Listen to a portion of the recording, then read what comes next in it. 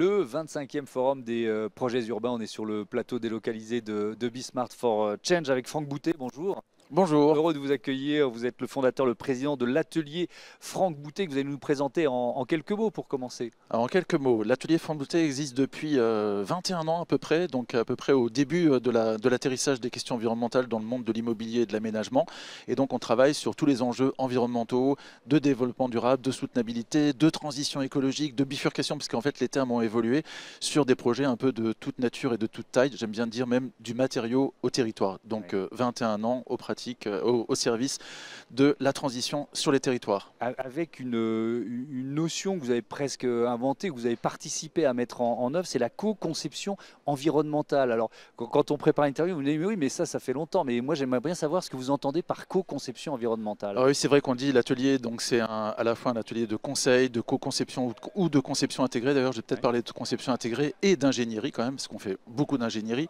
Alors pourquoi on a commencé à parler, ou en tout cas à travailler sur cette notion de la co-conception ou de la conception intégrée, c'est que au tout début, donc il y a une vingtaine d'années, quand les questions environnementales sont arrivées, en fait c'était un peu le grand traumatisme pour tout le monde. Tous les acteurs de la ville se disaient mais comment on va faire pour maintenant objectiver la consommation d'énergie des bâtiments, pour objectiver leur empreinte carbone.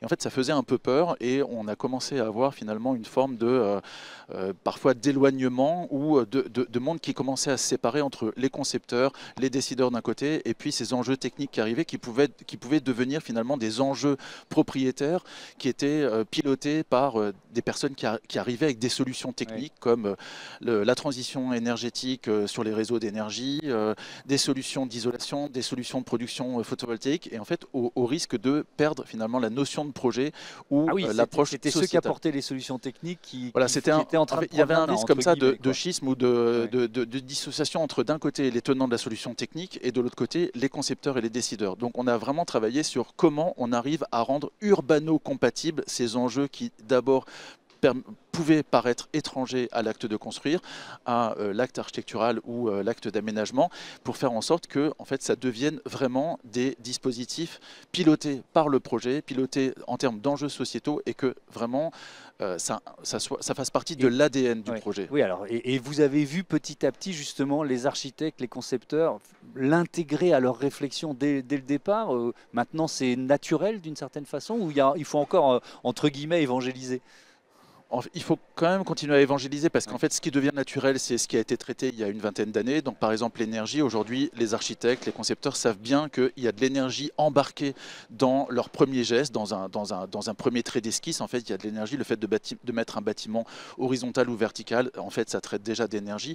Après le carbone c'est devenu, c'est arrivé un peu plus tardivement, il y a 7 ans. Il faut continuer à acculturer l'ensemble des acteurs à la question du carbone et puis à la question évidemment de la biodiversité, la question du confort ou de la résilience au changement climatique et comment on anticipe les conditions de demain, comment on s'adapte à un monde en perpétuelle évolution. Là, il faut quand même continuer à faire de la culturation. Est-ce qu'on peut prendre un exemple? Allez, on va prendre 1 minute 30 pour que vous nous racontiez, je sais pas, le dernier grand projet sur lequel vous travaillez. Alors, puisque je viens de parler d'adaptation, il y a vraiment cet enjeu, c'est-à-dire que j'ai parlé de 20 ans de pratique. Pendant 20 ans, on a beaucoup fait de l'efficacité énergétique, puis de la réduction d'empreinte carbone. Et depuis 2022, parce qu'en fait c'est très récent, depuis 2022, il y a vraiment un avant-après 2022. On a vécu avec la crise sanitaire, puis l'été 2022, des bouleversements et tout le monde disait mais finalement ce qui est en train de nous arriver en 2020 donc avec la crise sanitaire, puis en 2022 avec l'été 2022, c'est la préfiguration de ce qui nous arrivera demain de façon quotidienne. Et donc là c'est vraiment la prise de conscience de nos établissements humains, nos villes ne sont pas adaptés aux conditions de demain. Donc comment on peut travailler sur cette question de l'adaptation? Et en fait là depuis 2023, 2024, 2025, en fait tous les sujets sont des sujets d'adaptation des territoires. Il faut adapter nos villes, nos bâtiments, nos infrastructures, nos espaces publics aux conditions de demain. Donc on a eu l'occasion par exemple de le faire sur un projet qui est assez emblématique, qui sont les abords de Notre-Dame, qu'on a gagné avec le paysagiste belge Basmetz et un Gérope. Et donc là, la question a été comment on travaille les abords de Notre-Dame pour anticiper le changement climatique, donc le climat, les conditions qui seront celles de 2050, 2070.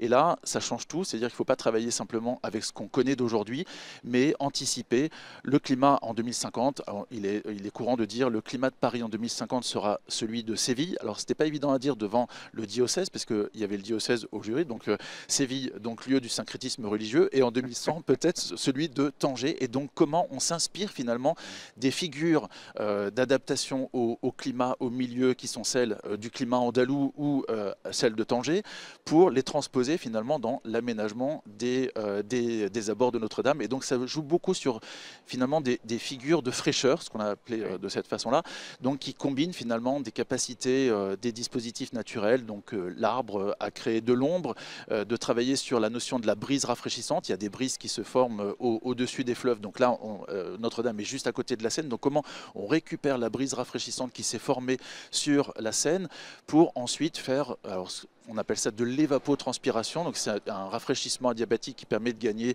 4, 5, 6, 7 degrés grâce à la transformation de l'eau liquide en eau vapeur. Donc ça se joue avec la végétation, le cycle de l'eau retrouvée, la brise, et donc voilà comment installer finalement des conditions de confort, de bien-être dans un horizon lointain 2050-2070. Merci beaucoup Franck Boutet, voilà un exemple prestigieux et passionnant pour conclure. À très vite sur notre antenne.